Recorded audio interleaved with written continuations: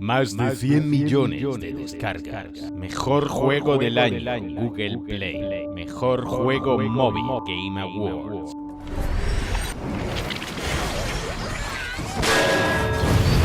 Bienvenidos a Honkai Star Rail, tu fantasía galáctica. Una de mis nuevas waifus espaciales, Jun-Li, me ha enviado una invitación muy especial para el torneo de Xianzhou Lufu, donde podré partirme la cara para demostrar que soy el mejor espadachín del mundo. ¿Has leído Berserk ya, J-Bully? Porque mira el espadón que me gasto. ¡Vamos a acabar con él! ¡Espadita! Puede que seas la nieta del general Zumi, pero eso no será suficiente para derrotarme, cazadora de espadas. Me entrenó el mismísimo general Huai Yuan. Yo provengo del honorable Xianzhou Zuming, el más poderoso de los 6 barcos de la Alianza que... Tranquila, gatita. Elden Ring es muy difícil. Es muy difícil de jugar teniendo que leer vuestros lloros de mí. Por un lado están los Souls Bros, que quieren que te lo pases desnudo a nivel 1, sin hogueras, sin mando, sin manos, atado a una silla, de espaldas a la pantalla. Matarán a tu abuela. Mataremos a tu abuelita si no te pasas a Radahn a nivel 1 y sin armas. Hijo, no te preocupes por la abuela, ya he vivido.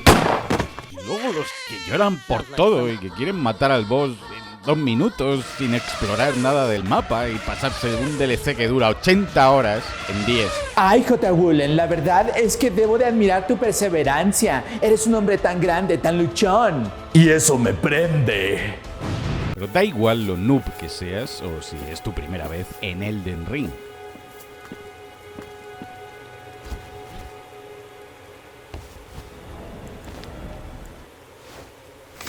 Querido Gaz Adventures, te estoy esperando abajo del acantilado. Saltar es la forma más rápida de llegar, así que hazlo tranquilo. Firmado, tu fiel amigo, Julen.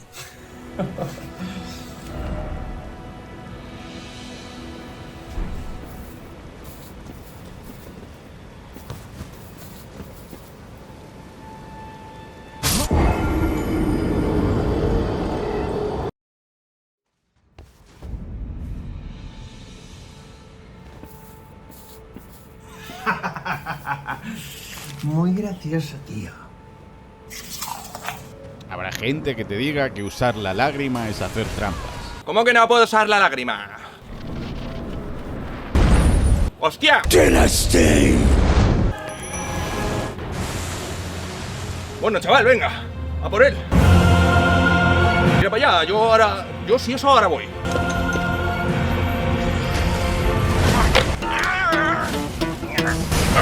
Ve calentando a los niños, que ahora los meto a la nevera. Este juego es demasiado fácil. Otros te dirán cómo tienes que jugar. He estado pensando una estrategia para que podamos cargarnos a Radahn y creo que lo primero que hay que hacer es cargarse al caballo. No, hombre, el caballo no. ¿Cómo que no? Pero si está más sedentario que el J-Bull en el bicho ese. Es el más débil de los dos. Yo no venía a la tierra intermedia para cargarme a un caballo ceñido. Yo tampoco, pero es lo que toca. Los de PETA se van a quejar. A PETA que le peten. Venga ya, hombre, pues no ve que vamos a pelear contra Radahn. Lo más importante para jugar al Elden Ring es... Felicitando la salida del Elden Ring. Felicitando la salida del DLC de Elden Ring.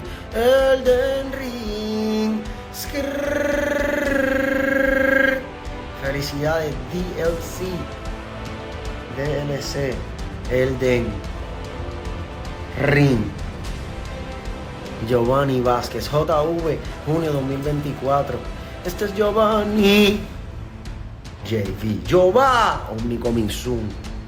DLC, Elden Ring. La salida del DLC de Elden Ring. Skrrr. Saludito al canal JWULEN. J. Will Woolen. Saludito a 30 curiosidades flipantes del Elden Ring. La sombra del árbol áureo. Saludito a todos ustedes. Porque estas son 30 curiosidades acojonantes de Elden Ring, la sombra del árbol áureo. Enir Ilim. Curioso nombre para un lugar erigido con el propósito de alcanzar la divinidad. ¿Pero qué significa realmente?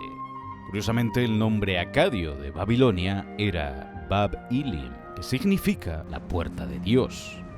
¿Y dónde fue que Marika alcanzó la divinidad en Elden Ring? justo en esta especie de puerta gigante, el último escalón a la divinidad, la puerta divina. En sumerio acadio, la forma de Ilim significa de Dios, mientras que Enir nace de E, que significa templo, y Anir, lamento o dolor. Curioso porque a Miquela se le ha considerado siempre el empíreo, herido, pero Nir en conjunto designan las palabras templo y señor, así que Enir Ilim significa algo así como el templo del señor de los dioses, o el templo dedicado a crear una deidad. Y en el combate final que tiene lugar, aquí obtenemos el recuerdo de un dios y un señor. El diseño de Enir Ilim y el de Farum Azula en el juego base vienen a representar la espiral, un símbolo prevalente del crisol y sagrado para los cornamentados, pues la espiral ascendente siempre ha simbolizado aquello que busca alcanzar lo divino. ¿Y qué estructura espiral de los mitos trató de alcanzar antes a Dios? La Torre de Babel. Los diseños de ambas zonas del juego están tomados de la descripción bíblica y artística que tenía la Torre de Babel en la mitología y el arte, una enorme torre en forma de espiral erigida por los hombres para tratar de alcanzar a Dios. De hecho, la descripción del sello del árbol espiral reza: la majestuosidad de la Torre Blanca, Enir Ilim, que se estira para alcanzar a los dioses. Tanto en Farum Azula como en Enir Ilim siempre es de día, sin importar cuántas horas de juego dejemos pasar. ¿Qué? Los hombres pájaro de Rau de este DLC se basan en los Anunnaki, o concretamente en Nisroch, un ángel caído de la cultura mesopotámica que auguraba y simbolizaba el adulterio, los incestos y toda clase de manifestaciones de amor ilícito, como la que acabamos viendo en el DLC, pues Radan es el consorte de su propio hermano, Miquela, y la palabra consorte designa a uno de los cónyuges en un matrimonio. Entonces, nadie va a decir nada del hecho de que al final Miquela se casa con su propio hermano. O sea, tampoco me estoy quejando, pero pregunto nada más. Ok, cool. Rau en árabe significa alma. Estas son las ruinas del alma. Pero también una referencia a los jardines colgantes de Babilonia, una de las maravillas del mundo antiguo. Y en Enir Ilim también hay unos guerreros divinos con cabeza de león, bastante tocapelotas, que poseen también poderes relacionados con el clima. Estos enemigos se basan en los Ugalu, o las grandes bestias del clima sumerio, demonios capaces de invocar tormentas, con cabeza de león y pies de pájaro, que se relacionan también con el poder que tiene la bestia divina danzante, que invoca tormentas. También hay otra bestia divina oculta en esta edificación de las ruinas de Rau, y que parece que atravesó el techo y quedó ahí dentro atrapada. Y nunca antes me había fijado en el aspecto de las runas que dejamos atrás cuando morimos, pero son realmente bonitas.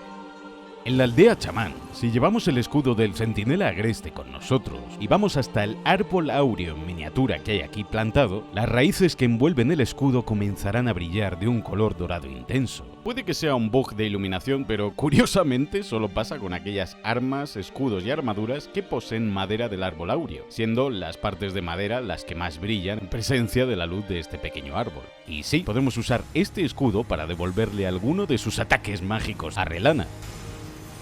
Aunque también podemos cortar algunos de sus ataques con algunas de nuestras armas.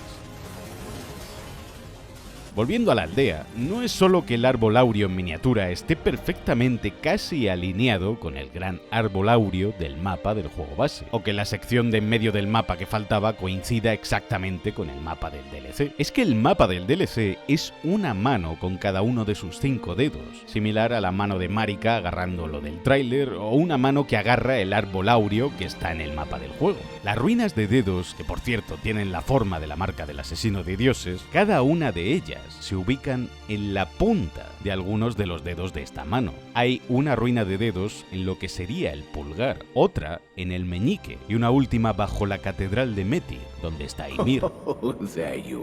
Y todos estos dedos son justamente 3, que conforman los 3 dedos de la llama frenética. Los otros 2 son los que representan a los 2 dedos que interpretan la gran voluntad. ¡Qué casualidad! Que son los mismos dedos que en la figura de Baphomet índice y corazón quedan libres y apuntan hacia arriba. arriba, mientras que los otros 3 de la llama frenética se juntan y apuntan hacia abajo. Este gesto aparece en un texto alquímico, la tabla esmeralda, sobre la sustancia primordial y las transmutaciones, pero sobre todo representa la expresión de así como es arriba, es abajo, así como en las tierras intermedias y en las tierras sombrías, arriba y abajo. Lo cual podría implicar la influencia de los 3 dedos en la Tierra de las Sombras también, y la presencia de la llama frenética.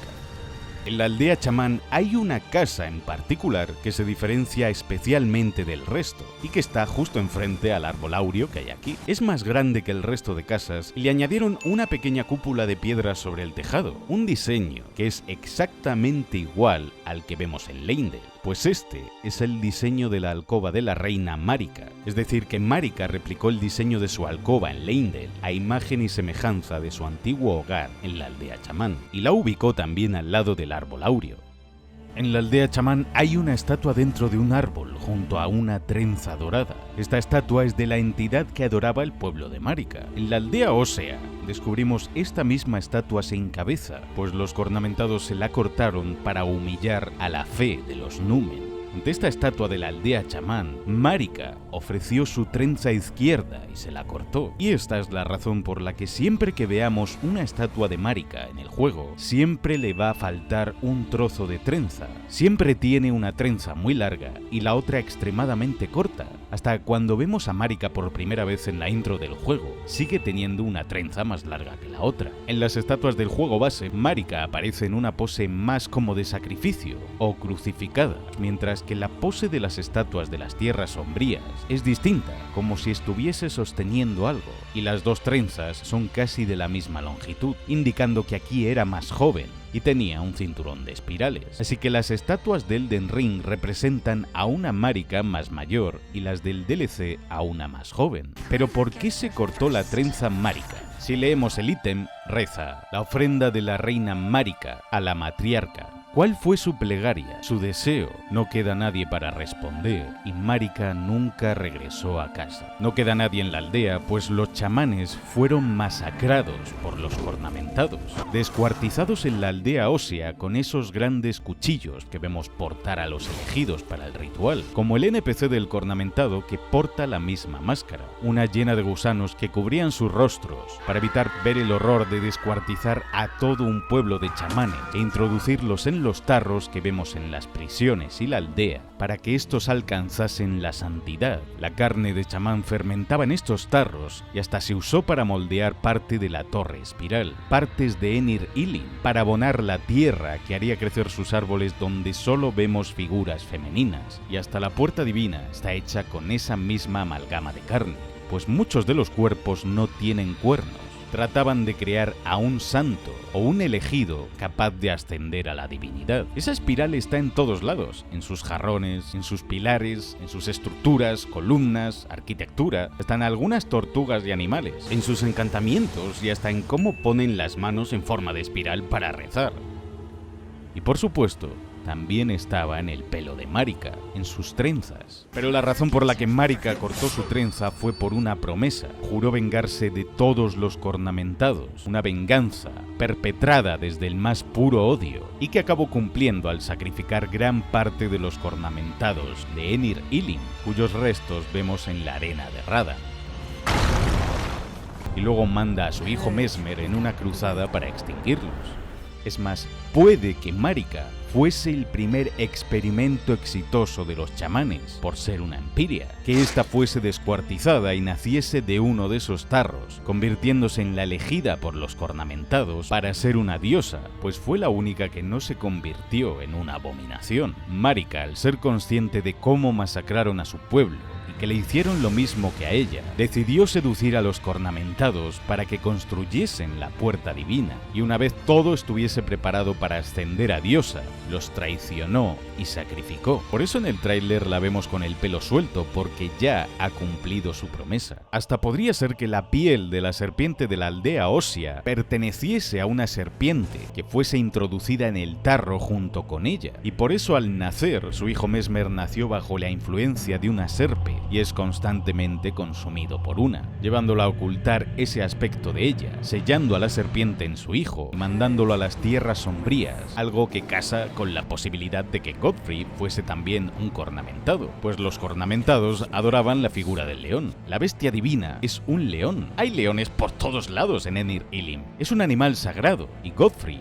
es quien más conexión tiene con esta criatura, que también es el líder de los Caballeros del Crisol, quienes están relacionados también con los cornamentados. Además, esto explicaría por qué sus hijos, Morgoth y Mog, tienen cuernos. Así que Marika sedujo a Godfrey y lo usó a él y a los cornamentados para vencer también a los gigantes y a los dragones, y luego traicionarlos. Que por cierto, el modelo de piel de la serpiente es el mismo que el gigantesco que hay en la iglesia de Eigle. Lo que agarra Marika en el tráiler es seguramente esos hilos de gracia dorada o la santidad que los cornamentados buscaban crear con sus experimentos, algo que solo es resultado de un enorme sacrificio de carne. Alrededor de la puerta hay unas cuerdas enormes que en la cultura japonesa son nagua y se ponen siempre alrededor de lugares sagrados para alejar las impurezas de lo divino, en este caso la puerta divina.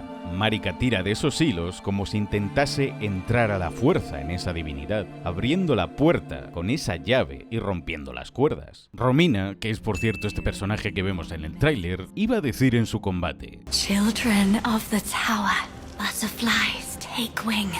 ¿Podría ser que las mariposas de su hechizo antes fuesen niños de la supuesta torre? Esta es la única frase que iba a decir Relana, Rise, twin moons.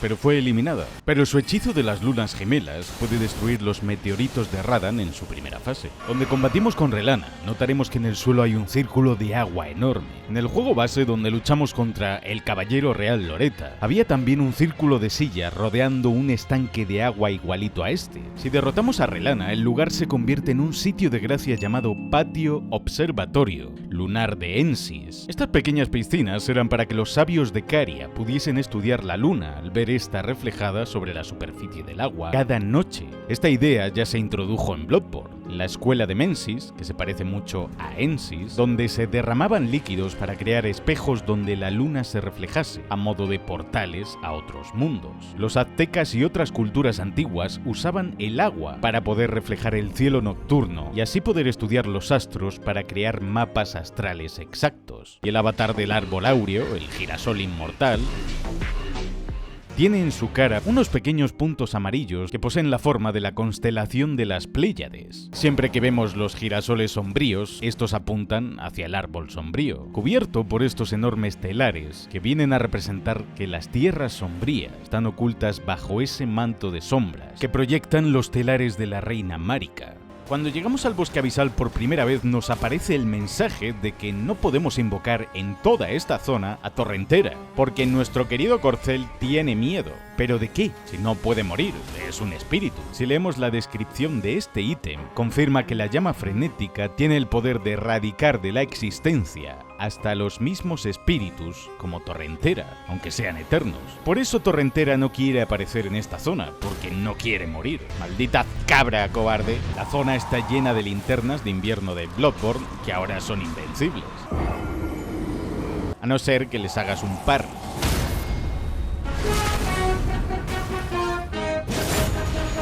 La mansión de Midra, metida en las profundidades de este bosque, contrasta con el cuadro que hay dentro, que nos recuerda que este lugar alguna vez conoció un paraje poblado de hermosas flores. Pero lo que más me fascinó es como Midra, la llama frenética, el concepto de señor de la llama, y que el estado al que nos induzca la mera visión de esta sea la locura. ¡Locura! Es una referencia al Rey Amarillo, de Robert W. Chambers, una obra que, según decían, con solo leerla, hacía que los lectores perdiesen la cabeza, con ensoñaciones y pesadillas sobre una misteriosa entidad sin rostro. ¿Y qué es lo que pierden tanto Midra como nosotros si nos convertimos en señores de la llama frenética? Exacto, la cabeza. Además, casi incluyen en el juego la cabeza de Midra como ítem. Hay mucha similitud entre el tema de violín de los mercaderes del juego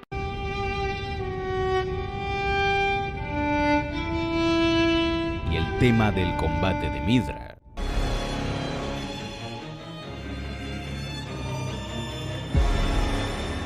No es la primera vez que vemos referencias al Rey Amarillo en la saga. En Demon's Souls nos enfrentábamos al viejo monje, que era envuelto en un enorme manto amarillo. Tras este enorme cuadro de la mansión, hay una pequeña sala en la que si miramos debajo de las mantas, descubriremos dedos como los que hay en las ruinas del mapa del DLC, junto a las rocas o huevos eclosionados que allí encontramos. Estos dedos son parte de los experimentos y búsqueda desesperada de Midra, por ser el Señor de la Llama, de crear los 3 dedos él mismo. Y este cuadro nos muestra a Midra y a su lado a una Nanaya embarazada del hijo que perdieron. Si nos dirigimos a los restos de Nanaya en la mansión, esta sostiene algo. Conseguimos la antorcha de Nanaya, que reza, una antorcha hecha al juntar una llama frenética moribunda y una pequeña columna vertebral. Un hombre que fracasó al convertirse en señor de la llama frenética y todo cuanto queda de él. Su legado es acunado por Nanaya. Su legado es su hijo.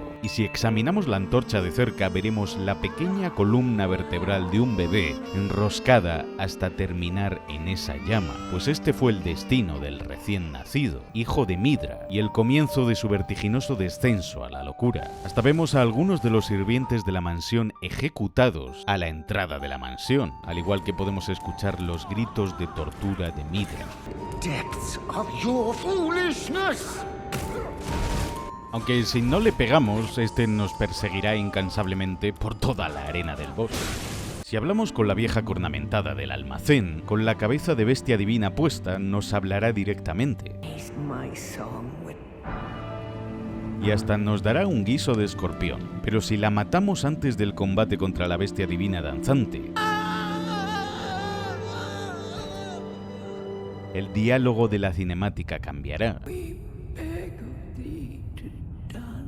Y escucharemos a la cornamentada con una voz agónica. La bestia divina funciona como las representaciones de los dragones chinos en la cultura popular china. 2 o más personas controlan los movimientos del falso dragón desde su interior, haciendo que mueva la cola y el cuerpo, mientras que la cabeza queda a cargo del integrante más mayor y con más experiencia. De hecho, cuando la bestia divina se estira o se alza, podemos ver cómo uno de los 2 hombres que hay bajo la túnica se ponen uno encima del otro para hacer esto. Las bestias divinas representan antiguas bestias que se parecen mucho a las que vemos en el juego base, estos leones de melena blanca, y que también tienen cuernos aunque fueron amputados. Además, estos bichos también usan los elementos en algunos de sus ataques. Mesmer tiene influencias mesopotámicas, es Ninjishida. El dios mesopotámico, conocido como el dios dragón, serpiente, dios del inframundo y de la guerra, el que preside en su trono en el inframundo, y que siempre es representado con 2 serpientes a sus espaldas, cuyo símbolo es el vaso de Gudea, donde 2 serpientes se enroscan. Mesmer nace con una maldición que hace que una serpiente lo consuma desde niño por dentro. Su símbolo es la serpiente. Su auténtica forma es la de 2 serpientes gigantes. Es el gobernante del reino de las sombras, o el inframundo, en Elden Ring. El señor de la guerra en estas tierras, sentado sobre su trono, con 2 serpientes siempre a su espalda. Y su símbolo también tiene 2 serpientes enroscadas a modo de caduceo. Ambos son iguales. Ninjishida significa el dios del árbol bueno o el que hace crecer el árbol recto. Y Mesmer también sirve a la causa de su madre y al árbol áureo. El vaso de Gudea es lo que conocemos hoy en día como el caduceo o símbolo de Hermes, también conocido como Mercurio. Mesmer es despiadado. Sus lanzas empalaban a varios de los bailarines que componen las bestias divinas en el tráiler, haciendo honor a su sobrenombre, aunque jamás se comparará con el penetrador de Demon's Souls. Mesmer el Empalador. El mismo apodo que el de Vlad Tepes, el príncipe de Valaquia del siglo XV, que inspiró el mito de Drácula y que mandó empalar a más de 60.000 personas. Que el término empalador nace también de su escudo, pues cuando se divide un escudo o blasón en 2 partes iguales, separadas por una línea que lo atraviese, en este caso a un lado la llama de Mesmer, que parece la llama frenética, y al otro la gracia de Marika, esto se conoce como empalamiento. Mesmer nos recibe en su salón del trono, y lo primero que vemos es a su serpiente, que dilata sus pupilas al vernos. Mesmer y sus serpientes están conectados. Lo que la serpiente ve, también lo ve Mesmer. Al llegar a su segunda fase, Mesmer Mesmer se gira para mirar a la única estatua de Marika en todo el juego que sostiene a un bebé en brazos, que es el mismo recién nacido, en brazos de su madre. Se arranca el ojo mirándola y pidiéndola perdón. No, mother, forgive me.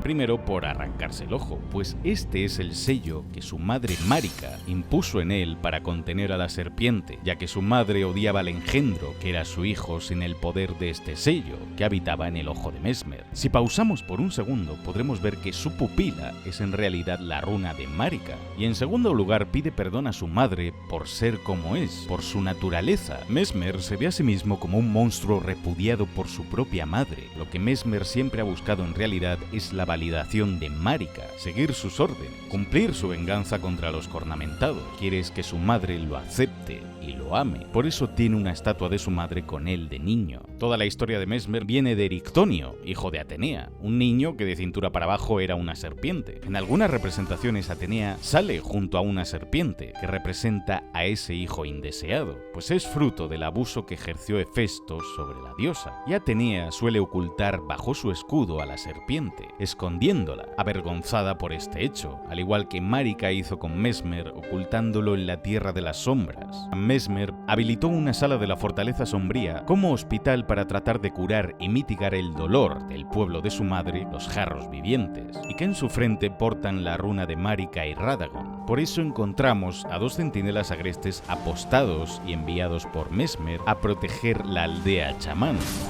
y lo poco que queda del pueblo de su madre, de quien quería ganarse su amor. Mesmer rompe el sello y renace el monstruo. Arde, y con él también la serpiente que muda de piel. Vemos la cuenca del ojo vacía de Mesmer, donde en el fondo veremos una serpiente enroscada, un amasijo de serpientes con ojos rojos en su cuerpo, y hasta el interior de la cuenca del ojo es parte de esa serpiente que lo corroe. A Mesmer en su forma de serpiente también le falta un ojo y posee decenas de ojos rojos en su cuerpo, así como en el interior de la boca. Pero si la serpiente es ciega y tiene también un ojo magullado como el de Mesmer, al igual que lo tenía su hermana Melina, ¿cómo es que Mesmer nos puede ver? Pues porque las serpientes se guían por la detección de temperatura y calor que emiten sus presas. Mesmer detecta en todo momento nuestra temperatura corporal para encontrarnos en la arena. Hay una nueva clase de mariposa que encontramos por toda la Tierra Sombría, la ignioposa negra, que representa a Mesmer, la mariposa naciente, que representaba a Miquela, la mariposa en llamas, que representa a Melina, y la de Aeonia, que encarna a Malenia,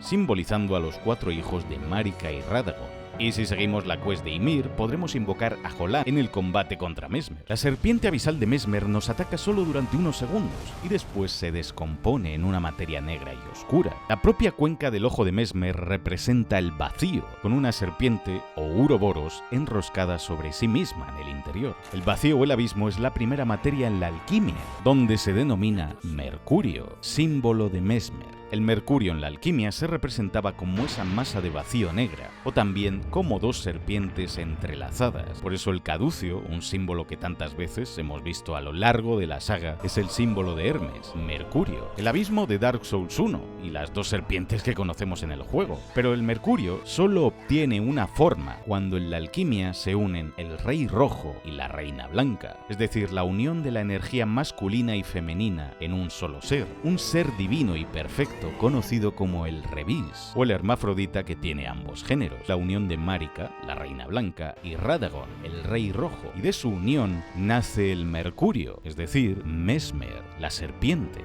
En la saga hay varios ítems rojos y blancos, el molinillo rojo y blanco de Sekiro, el escudo rojo y blanco de Dark Souls 1, la luna roja y blanca de Bloodborne, juego en el que por cierto usamos balas de mercurio, y en Elden Ring hasta las setas de carne roja y blanca, que se creen que son los restos de los chamanes de los Tarros al unirse con la tierra. Hasta las serpientes de Mesmer pasan de ser rojas a blancas. El Rebis de Marika y Radagon representa la piedra filosofal. Este no es un ser perfecto, es impuro. De su unión emerge Mesmer, así como otros hijos afligidos por diferentes maldiciones. ¿Y qué color se obtiene al unir el rojo y el blanco? Un color rosa carne, el mismo con el que se describe la carne rosada de los jarros y los que fueron mezclados los chamanes para crear un Rebis perfecto. Uno de los ataques de los jarros vivientes es una serpiente que trata de emerger de esa carne. Del Rebis se podría extraer el elixir de la vida, el aqua permanens, curiosamente, un agua rejuvenecedora, que es lo que Sekiro bebe de su cantimplora en el juego, la misma que usaban los propios alquimistas para mezclar el azogue con sulfuro para obtener el mercurio. Hemos luchado contra muchísimos dragones a lo largo de la saga, pero ninguno como aunque la principal razón de esto es que en su combate invocamos al mejor NPC de toda la saga, Aigon. ¡Me cago en tu muerto, feo! Te voy a clavar un cuchillo y un arpón por toda la punta de la cerdo. Si examinamos sus pantalones, nos da a entender que Aigon se cagó encima en su primer combate contra Bale. Pues fue Bale quien le arrancó la pierna. Está claro el paralelismo entre el Capitán Ahab con Aigon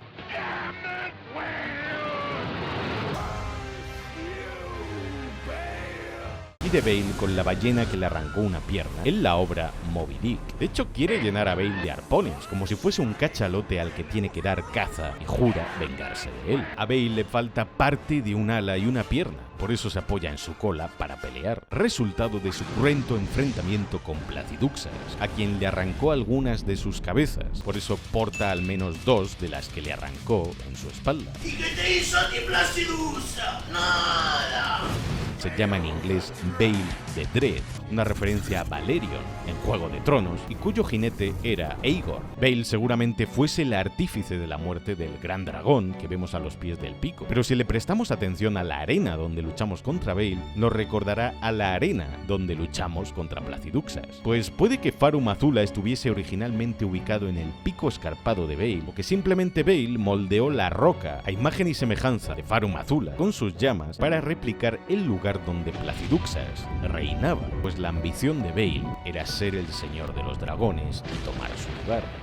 En la Fortaleza Sombría hay unas pequeñas barcas que se usan para una especie de rito. También en la costa Cerulia encontramos un sinfín de barcos o arcas encallados en las playas y paisajes. Estos barcos son ataúdes gigantes, donde se enterraban a los miembros de alguna antigua civilización, pues en el juego base ya veíamos algunos grabados de estos enormes barcos. Los restos mortales eran enviados en estos barcos hasta naufragar en la costa Cerulia, donde eran arrastrados por la enorme fisura donde vemos tantas arcas. Sus cuerpos se pudrieron, emanando de ellos la podredumbre que reina en esta zona y que encontramos en el fondo, curiosamente de color morado, resultado de mezclar el azul y el rojo de las dos zonas de flores que conocemos en el DLC. El uso de los barcos en ritos funerarios, o como este a la entrada de Enir Ilim, se inspira en los ávidos o los kufu, los barcos que los egipcios empleaban como parte de sus ritos funerarios, donde se trataba de guiar al difunto hacia el más allá, o en este caso, a la divinidad. La putrefacción que emanan es una parte de la alquimia, del magnum opus, o la creación de la piedra filosofal,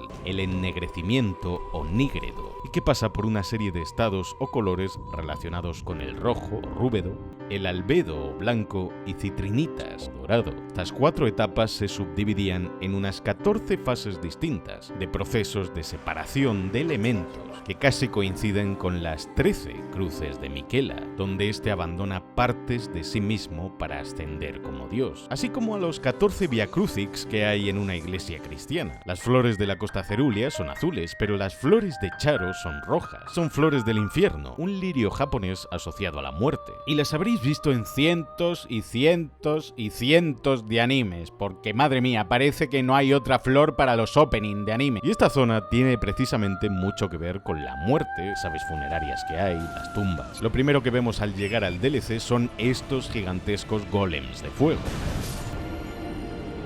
Máquinas de guerra de Mesmer creadas con el único propósito de atormentar al pueblo cornamentado. El rostro de la máscara porta cuernos de cornamentados, pero el rostro es el del dios caído, dios de los gigantes de fuego que atormentaron a los cornamentados. Por eso también tienen las piernas rostros similares a los del gigante de fuego del juego, y los cuernos de la máscara son espirales que poseen el mismo patrón que el ojo del dios caído. El golem simula los poderes y el tamaño de un gigante de fuego, como si estos recorriesen de nuevo las tierras sombrías, para infundir el miedo en los cornamentados. Por eso vemos tantas casas y aldeas abrasadas y espíritus de cornamentados carbonizados, pues el fuego de estos golems es capaz de quemar el cuerpo y el alma. Su diseño se basa en los golems de fuego de Berserk, pero principalmente del Wickerman o los hombres de mimbre, estatuas utilizadas por los antiguos druidas paganos para realizar sacrificios, encerrando a gente en su interior para luego prenderles fuego. Por eso encontramos cuerpos y hasta un dragón en el interior de algunos golems. Estos tienen un ataque que consiste en lanzar una enorme espiral de fuego a modo de burla hacia los cornamentados y su adoración a la espiral. Podemos resucitar a un golem arrojando fuego a su interior o acabar con ellos con esa misma práctica si le tiramos uno a la cabeza. Estos bichos azules que tienen manitas y bracitos son anguilas espirituales. Están inspiradas en las anguilas jardineras moteadas o chinanago, que se ocultan en la arena y adoptan esta misma posición al formar colonias. Cualquier fan de Estudio Ghibli pensaría que se basan en los Kodama de la princesa Mononoke. Espíritus de la naturaleza, pues estas criaturas no suelen ser hostiles. En caso de atacarnos se ponen rojos. Tienen un ataque que consiste en escupir sus propias tripas, como los pepinos de mar. Las ruinas de dedos tenemos a otros bichos mucho más asquerosos. Tienen forma de lamprea, una especie anádroma, y con esta peculiar boca. Durante la pelea contra Metyr, la madre de dedos, uno de sus ataques consiste en lanzarnos estas mismas lampreas en estado larvario, por eso las encontramos en la ruina. Durante la primera fase de Metyr escuchamos un coro de voces angelicales como de otro mundo. Y en su segunda fase escuchamos un sonido muy extraño. Este ruido de fondo no es otro que el sonido que emite un agujero negro. Muy a la par con el boss, que proviene de las estrellas, como los escorpiones toro que vemos en los cráteres y cuya embestida podemos parar si les golpeamos justo en la cabeza. Astel, la bestia de Elden, todos provienen del cosmos. Metyr significa en latín madre, en este caso madre de dedos. Su cola tiene forma de espiral, pero lo que más llama la atención es la enorme herida que alberga en su vientre, como si la hubiesen herido. Su estado coincide con el que describe el arma que nos da su recuerdo. Metyr recibía señales de la gran voluntad desde más allá del microcosmos. Tenía contacto directo con la voluntad mayor, pero un día dejó de recibir esas señales que poder enviar a los dos dedos, que hacían gestos que luego interpretaban las lectoras de dedos como mensajes. Metyr siempre esperó a que la gran voluntad contactase de nuevo con ella. Está abandonada aquí esperando esas señales, pero también está rota y herida, pues llegó aquí a las tierras intermedias mucho antes que la bestia de Elden. ¡Pinche dinosaurio cósmico espacial! ¿Ves lo que haces? Eres bien desmadroso. Te voy a chingar. Pinche pendejo. Si leemos la descripción de la armadura de Nox, se habla de que este pueblo provocó la ira de la gran voluntad, enfadándola y provocando que ésta los destruyese enviándolos bajo tierra. La hoja dactilocida reza: este amuleto manchado de sangre es la prueba de la alta traición cometida por las ciudades eternas y simboliza su caída, capaz de infligir daños a la voluntad mayor y sus vasallos. Los Nox, que querían deshacerse de la influencia de la gran voluntad, las tierras intermedias, trataron de matar a Metyr con esta hoja para impedir que diese a luz a más dedos que pudiesen interpretar las señales de la gran voluntad. Por eso Metyr está gravemente herida, y esa fue la alta traición que hizo enfadar a la gran voluntad, haciendo desaparecer a los Nox. Metyr solo tiene 4 dedos en sus manos, en contrapartida con la bestia de Elden o Astel, que tienen 5. Otra prueba de que Metyr no es muy inteligente. Buenas noches a todos. Ya que no le importa aplastar a los hijos que invoca durante su pelea, algo sobre lo que nos da una pista Ymir. It is their mother who is damaged and unhinged. The fingers are but unripe children. Odia a Metyr también por su baja inteligencia, pese al inmenso poder que alberga, y es otro motivo para pensar que él sería una mejor madre. And I will be the only mother. Ymir quiere convertirse en la nueva madre de dedos y sustituir a Metyr. ¿Pero por qué? Fuera de la catedral encontramos una tumba con el nombre de Yuri. La lápida reza: querido hijo, le llegó la hora antes de tiempo. Cuando conocemos a Ymir por primera vez, nos advierte que no pisemos a su pequeño. Oh yes, do mind your feet. You wouldn't want to hurt the little one. Pero no hay nadie. Más adelante encontramos a Ymir junto a la tumba de Yuri. Failed to birth you whole. I was not ready to be your mother, but I can still stay here. Nice and close. Sleep soundly.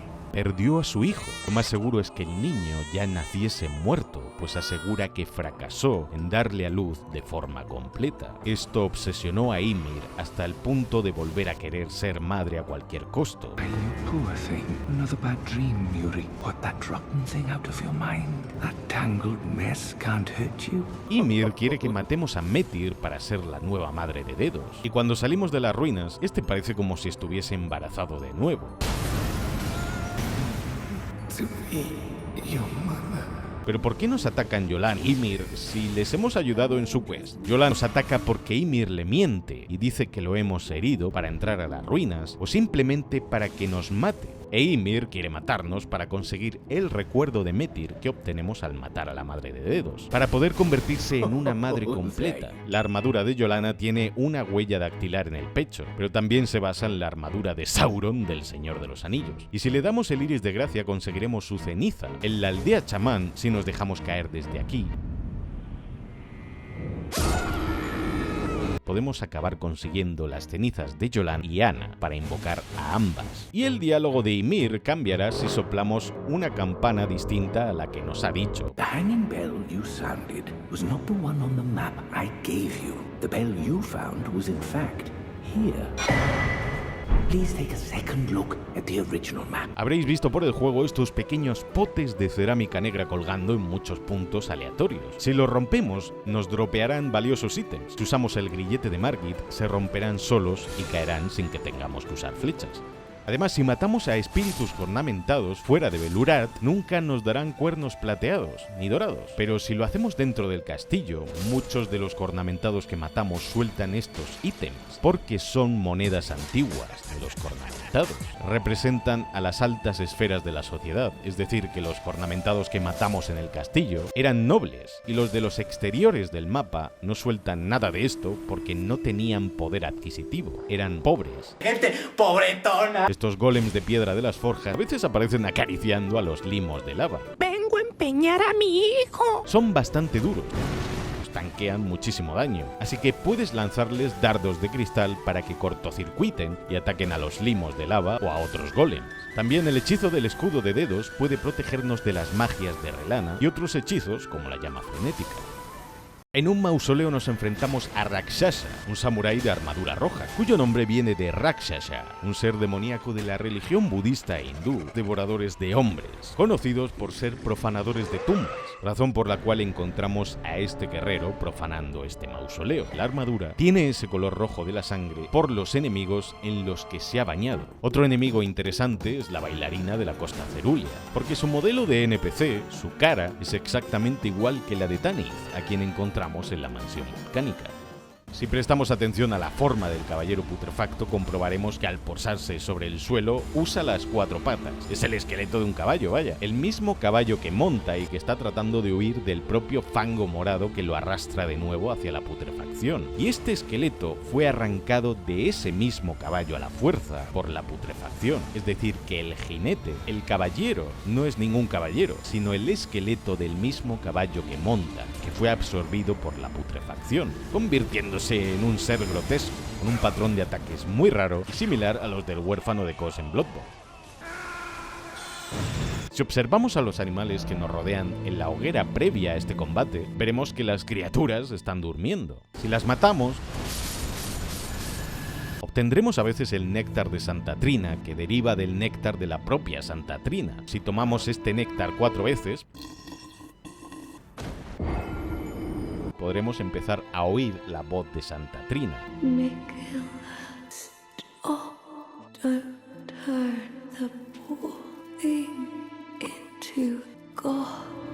Hasta hay un diálogo de Santa Trina que fue eliminado, y que solo veríamos si volvíamos junto a ella después de matar a Miquella.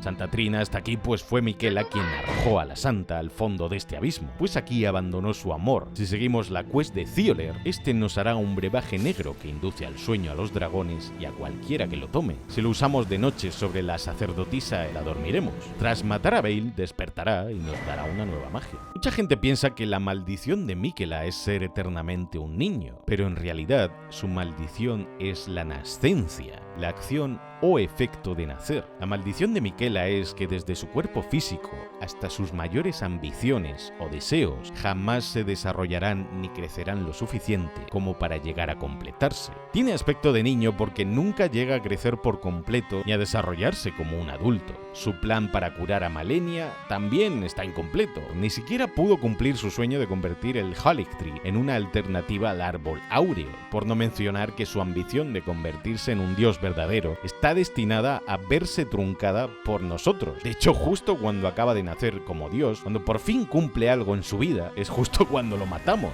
cuando aún solo es un dios recién nacido. Si dejamos que Radahn nos agarre 2 veces en su segunda fase, Miquela nos seducirá y corromperá con sus promesas. Nos robará el corazón y la partida acabará, porque seremos leales a Miquela, justo lo que hizo con el resto de NPCs. Pero si tenemos su runa rota, que conseguimos tras derrotar al girasol, y la usamos tras este agarre, eliminaremos el efecto de sus palabras sobre nosotros. Pero si nos roba el corazón, nos dará el gesto de vámonos juntos. Let us go together. La misma frase que dice Ranni en el final de la Edad de las Estrellas. Let us go together. En la pelea final, de hecho, Miquela tiene 4 brazos como Ranni. Y como el avatar del árbol sombrío, el girasol, que tiene 4 brazos, pero le falta uno, justo como a Miquela, ya que debido a su maldición, uno de ellos se desvanece. Y no está completo, pues también abandonó su brazo en una de las cruces. Pero ambos personajes hablan de iniciar una nueva era. Ranni, la Edad de las Estrellas, usándonos a nosotros como su consorte. My fair consort eternal. Y si consigues un amante, puedes decir que es tu DLC. Y Miquela, iniciando su Edad de la Compasión, usando como consorte a su propio hermano Radahn. No mames, qué asco. Cuando matamos a Radahn y a Miquela, podemos ver perfectamente cómo Miquela agarra a su hermano con ternura en sus últimos momentos. Cuando el girasol va a lanzar sus rayos, adopta la misma pose que el árbol sombrío. Además, los fragmentos que recogemos del árbol sombrío son como estos enormes trozos que vemos en la arena del girasol. Radahn resucita pues Miquela usa el cuerpo de Mog para usarlo como vasija del alma de Radahn, para traerlo de vuelta a la vida. Por eso, este Radahn tiene cuernos en los brazos, porque aún es el cuerpo de Mog. De hecho, al iniciar su segunda fase, Radahn comienza a brillar como lo hacía Mog cuando usa su magia de sangre y fuego. Pero solo es cuando Miquela le habla en ese momento, Lord Brother, que Radahn es seducido por su hermano y lo controla, manipulándolo a su favor como hace con todos para tenerlo como consorte y acabar con nosotros. ¿Y os suena de algo este ataque? Exacto, es como el que hacía Artorias. Aunque si hacemos un jarro enorme de putrefacción roja y se lo tiramos a la cara, podremos infectar a Radahn e irá muriéndose poco a poco. También se puede hacer en la segunda fase, solo que todavía es incluso más difícil. El DLC de Elden Ring tiene varias referencias a Shadow of the Colossus. Las ruinas de Rao y su diseño beben de la escenografía de Fumito Ueda en joyas como Ico y Shadow of the Colossus.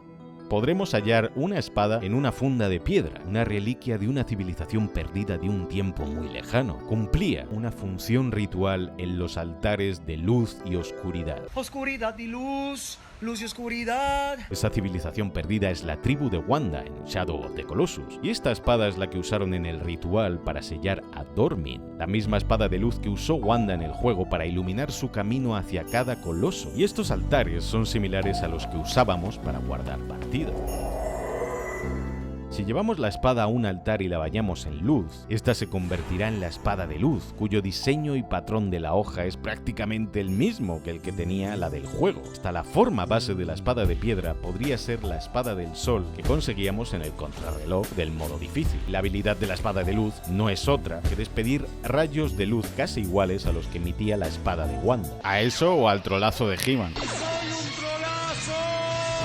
Si bañamos la espada en un altar de oscuridad, esta se volverá negra, emitirá una energía oscura similar a la de la espada de Dormin. Hidetaka Miyazaki dejó su trabajo y decidió dedicarse al mundo de los videojuegos tras jugar por primera vez Ico, por no hablar de los cornamentados, su importancia en el juego, y que Wanda renace como uno al final, o que el protagonista de Ico es un niño con cuernos. Si usamos la hoja de la muerte sobre los ojos de las estatuas de los basiliscos, estos dejarán de afectarnos. Los hechiceros putrefacientes de las catacumbas ocultan un bebé entre sus túnicas, como si lo estuviesen amamantando, algo que solo es posible de ver si nos acercamos lo suficiente. Se parecen muy remotamente a Dumbledore por sus ropajes y el bebé a los restos que quedaban de Voldemort en King Cross al final de la saga, pero la realidad es que en el juego ya encontrábamos estatuas de hombres ancianos sosteniendo a bebés en brazos, así que creo que están más relacionados con eso que con Harry el sucio Potter. Aunque sí, la Academia Raya Lucaria era Hogwarts. Estos enemigos que están zumbados tienen una pequeña cola al final. Si observamos detenidamente el escudo de duelo, observaremos que en su centro posee una especie de blasón o marca. Esta solo se encuentra únicamente en el talismán que muestra Ricard en el juego, a un lado representando la Orden Dorada y los dioses, mientras dos serpientes enormes devoran este símbolo en el lado derecho, un guiño a...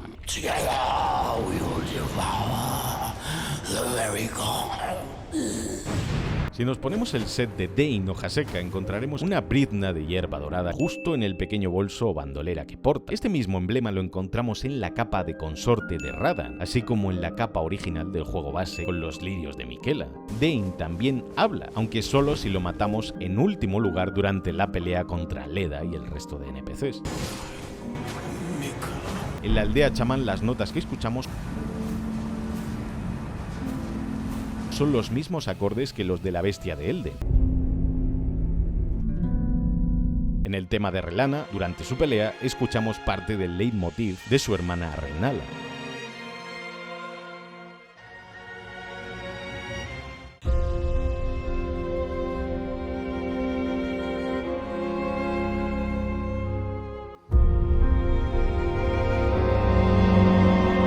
El tema de Malenia se repite en el tema de Romina. El tema de Mesmer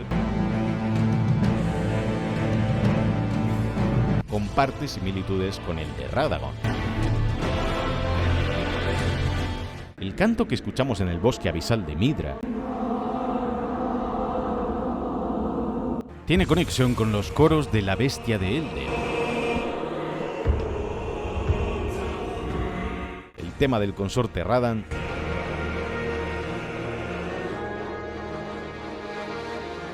bebe del Señor de las Estrellas.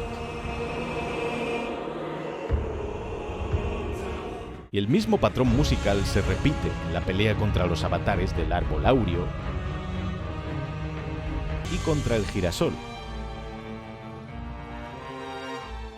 Lágrimas larvarias, las larvas de plata que encontramos, todas parecen estar hechas con mercurio, el metal líquido capaz de adoptar cualquier forma, al igual que hacen estas lágrimas, transformándose en gigantes, en otros seres. De hecho, hay muchos enemigos en el juego que se transforman solo si los atacamos, como este pibe atascado en la nieve en el campo sacronibio, que se transforma en un oso, la propia lágrima mimética que usamos, una langosta de Liurnia, que no es lo que parece, y otros tantos que se transformarán en otras criaturas, que al matarlas siempre nos dan una lágrima larvaria. Incluso el NPC de Bog se transforma en un humano si le damos una lágrima larvaria. Hasta puede que las estructuras de la ciudad eterna estén hechas con esta misma sustancia. Pero J. Gulen, ¿hay referencias a verse o no? Vamos a ver, J. Gulen, o Yulen, o como carajo se diga. ¡Ponte a trabajar que no haces nada! Y si has de jugar, juega a Elden Ring. ¡Berserk! Es un placer serte útil. Berserk referencia. Hay decenas de árboles del ahorcado que son un guiño al lugar de nacimiento de Guts en el manga. El caballero que hay aquí cerca en el mausoleo sin nombre es el Caballero de la Soledad, que emplea un gran espadón y una ballesta que dispara flechas casi tan rápido como la de Guts. El diseño de la espada no es exactamente igual a la de la mata dragones, pero la armadura que conseguimos al matarle sí que es clavadita a la armadura de Berserker que obtiene Guts en el manga. Hay movimientos muy similares a los de Guts en algunos paneles paneles, y este caballero bajo el casco tiene un rostro similar al de Guts y la misma cicatriz en la nariz. El árbol sombrío del DLC parecen dos árboles entrelazados, acercando aún más la similitud con el árbol espiral del mundo, que nace de dos pilares entrelazados, y del cuerpo de Ganishka, que absorbe el poder de los apóstoles para convertirse en una criatura gigante que Griffith usará para convertirlo en un árbol que represente el nacimiento de su nueva era como dios, al igual que hace Marika. Y es que Marika sube una escalera plagada de restos de cadáveres que la conducen hacia su meta, sacrifica a su gente y a los cornamentados para alcanzar la divinidad, justo lo que hace Griffith en el manga, sacrificando a los miembros de la banda del halcón para convertirse en un dios. El casco de Mesmer, así como su melena roja, es una clara referencia a Grumbelt, uno de los apóstoles de Griffith. Hasta el casco que llevan tiene un dragón y su diseño son iguales al de Mesmer, que tiene una serpiente. Mientras que Mesmer se convierte en una serpiente gigante, Grumbelt se convierte en un enorme dragón de cristal. La llanura de tumbas que se extiende a nuestros pies nada más llegar al DLC, y que es un guiño a todas las veces que vas a morir en este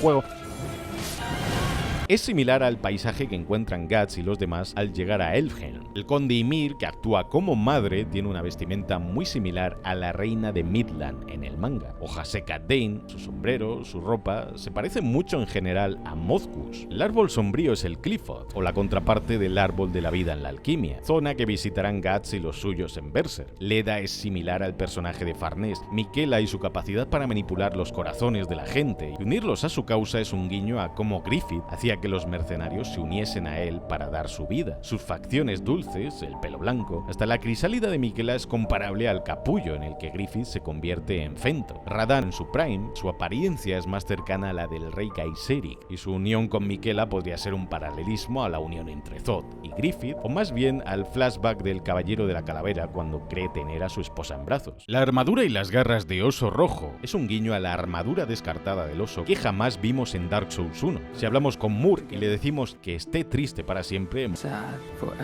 morirá y conseguiremos su armadura. Su aspecto me recordó ligeramente al de Gablan, de Dark Souls 2, otro comerciante. Luchamos contra Relana, que parece la reencarnación del pontífice Sullivan de Dark Souls 3. No solo su pose o sus espadas, es que también bajo el casco de Relana no hay nada, solo una malla metálica redonda, al igual que la cara del pontífice Sullivan era un conjunto de raíces y no tenía un rostro. Hay un NPC llamado Quilling que encima es piromántico y establece un paralelismo con Quillag de Dark Souls 1, y tiene el mismo corte de pelo de imbécil que Petrus en el mismo juego. Un arma que se llama Moon Rithil, en una clara referencia a Irithil del Valle Boreal. En la fortaleza de Relana encontramos el escudo con emblema de lobo, que posee un lobo bajo la luna en referencia a Sif y Artorias. Espera un momento, MJ Gulen, ¿qué haces tú por aquí? Que estoy aquí liado con un colega. Que te iba a decir yo que el vídeo no lo mates todavía. Yo ya sé que tú vas con prisa, que llevas todo el fin de semana editando, estás liado. Pero míralo como cojea primero. ¿No ves que es no es una preciosidad? Yo te lo digo sobre todo por el tema del lore. Hay que ver qué cosa más bonita, ¿no? El símbolo que portan los caballeros del crisol en el pecho recuerda enormemente al antiguo de Demon's Souls. En Belurat encontramos a esta especie de estatuas de niños sosteniendo una vela. ¡Sóplame la vela! En homenaje a los monumentales del nexo de Demon's Souls. Soy uno de los monumentales. Conservamos el tejido de la realidad. El escudo de la noche parece una versión en miniatura del escudo del Caballero del Espejo de Dark Souls 2. El almacén de especímenes es un callback al torreón de Aldia y su entrada. Torreón donde, de hecho, se realizaban macabros experimentos, como aquí en el almacén. La garra de bestia es una versión parecida a la que usábamos en Bloodborne. También podemos transformarnos en un dragón, como en muchos juegos de la saga. En el distrito de la iglesia tenemos que bajar el nivel del agua, como hacíamos en Dark Souls 1. Y cómo no, que Miquela se suba a la chepa de Radahn y juntos conformen un boss solo puede ser una referencia directa al príncipe Lodric en Dark Souls 3. Más porque les prometieron un fanboy al final. No tengo pruebas, pero tampoco dudas. Hasta Midra en la cinemática conforma la marca del cazador de Bloodborne o el estigma de Berserk. Sitios de gracia, lámparas. Da igual cómo lo llames. Hemos encendido hogueras en los lugares más oscuros que hemos estado. Y al calor de esa llama, jamás nos hemos podido sentir solos. Porque nunca lo hemos estado. Siempre había alguien ahí para guiarnos. Hola J. Bullet, te traigo la guía definitiva para hablarle a las mujeres. Deja de ser un cabuto y empieza a hacer daño masivo a los corazones. Personas que contra todo pronóstico y entre millones de intentos fallidos superaron la mayor de las adversidades. Porque da igual cuántas veces nos maten de la misma forma, siempre volveremos a levantarnos, sin importar cuánto tiempo pase. Que no me vas a engañar otra vez, Low. ¿Tú crees que yo voy a picar de nuevo, otra vez, en lo mismo? ¿Qué dices? Está muerto, está aquí, es un Acaputex. No está haciendo una maquineta, está pues con los demás. Low, este dragón está durmiendo. Este dragón está durmiendo y me va a vomitar encima igual que la otra vez. Vamos. Bueno, pues parece que tenías razón. A ver... Espada recta de ¡No! ¡Otra vez no! ¡Yo lo sabía que estaba durmiendo! ¡Yo lo sabía! Nos hemos enfrentado a bosses que parecían imposibles de derrotar. Puta Gulen, déjate de mierda que haces el vídeo de Baldur's Gate. Pero hicimos que cayeran uno a uno. Madre mía de mi vida, de mi alma y de mi corazón, Jotagulen, pero tú no me habías dicho que este boss era facilito. Hemos desafiado a los mismísimos dragones. Volando para arriba y para abajo que me tienen hasta la boca. Vimos cómo nuestra leyenda crecía paso a paso. Nos hemos perdido en lugares remotos. Tío, en serio, otro pantano más. Si van como 20. De verdad, yo la última vez que hago caso al puñetero Jotagulen de los cojones. Ah, encima me meten. ¡Miyazaki! ¡Cabrón! Solo para volver a encontrarnos. Que aunque no leemos las descripciones de todos los objetos, siempre necesitaremos a ese amigo que se sabe todo el lore. Muy buenas a todos, chiquitillos. Me acabas de dejar el culete hecho Pepsi-Cola, Jotagulen. Hemos empezado de cero, siendo unos noobs. ¡Wow! Bienvenidos al show de videojuegos. Bueno, no, un momento, no tengo la vida equipada, ¿vale? Así que tengo esto. Y hemos acabado conquistando la historia de reinos enteros, porque siempre nos alegraremos de invocar a un par de viejos amigos. Hola, muy buenas a todos. Yo soy Al para la Caverna del Gamer y... ¿Pero qué hace aquí Artorias, tío? Vamos a ver, Jotagulen, macho. Me dijiste que yo era el único caballero de tu abismo.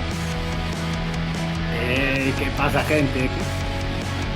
Jotagulen. Creo que me equivoqué de canal. Y de encontrarnos a los de siempre por el camino. Ey, Jotagulen, mira qué barranco más guapo, asómate. ¡Revelar, hijo de puta! O ese amigo que te dice que eres un manta o que llevas mal la build.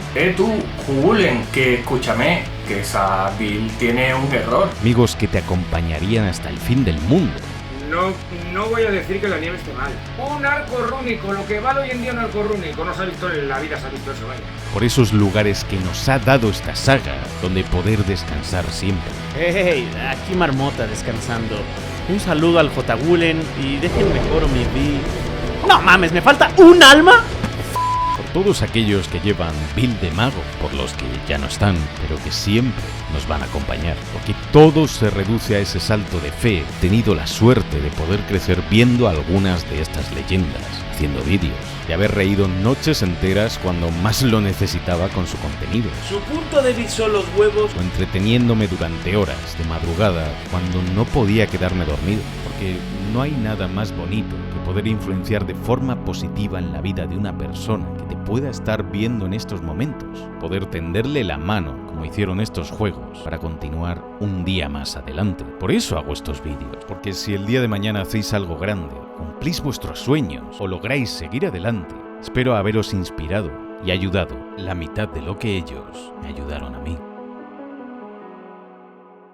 Mis respetos para Jotagulen porque se puso sentimental con su pero. ¿Ok? Todo por eso me debe una cerveza. Sí, nos la debe. Tú también te has invitado. Y un beso también, si se puede. Ay, ¿eso por qué, güey? Gente, muchas gracias por invitarme. Un saludito a toda la bandita de Jotagulen. Yo soy el Fede Lobo y es un honor para mí haber sido invitado a este bonito canal. Nos vemos y un saludito desde los Méxicos. Bye. Dale a like y suscríbete para que seamos 3 millones. Y muchas gracias a todos por participar. ¿Qué? ¿Creíais que os ibais a librar? Jotagulen, mira que barranco más. Praise the Sun. Hola, Jotagulen, te traigo la guía definitiva para hablarle a las mujeres. Alright. Vale, esto es lo máximo que tengo para subirme de cuerpo entero. Aquí. Rápido. ¡Me cago en tu mu...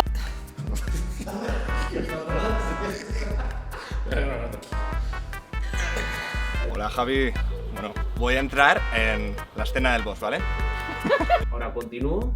¿Sí? Amigos, deja de ser un... Espera. Amigos. Yes, venga, tiro otra.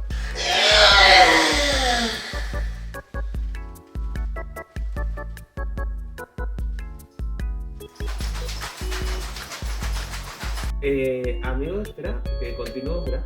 ¿Sigue grabando? Yo creo que es perfecta esta. Es perfecta. J. Gulen, que te... ¡Espada de la comunión +1!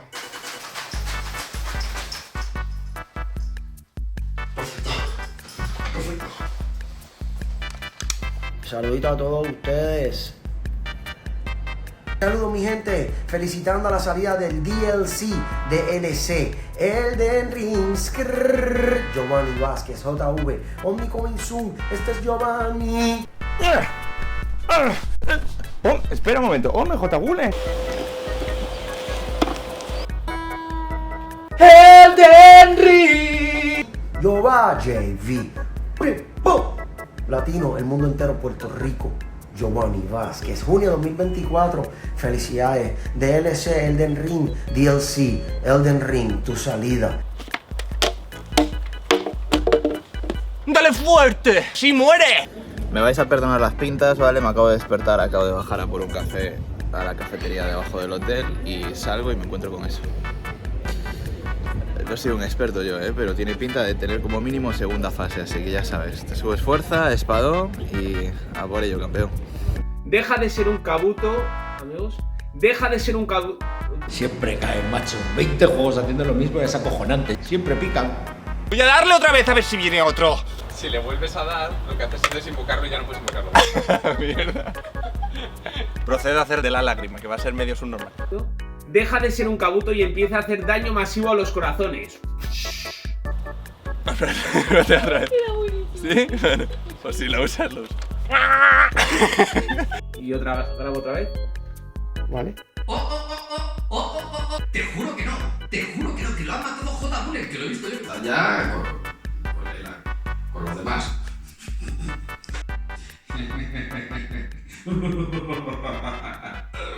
Saliste del videojuego.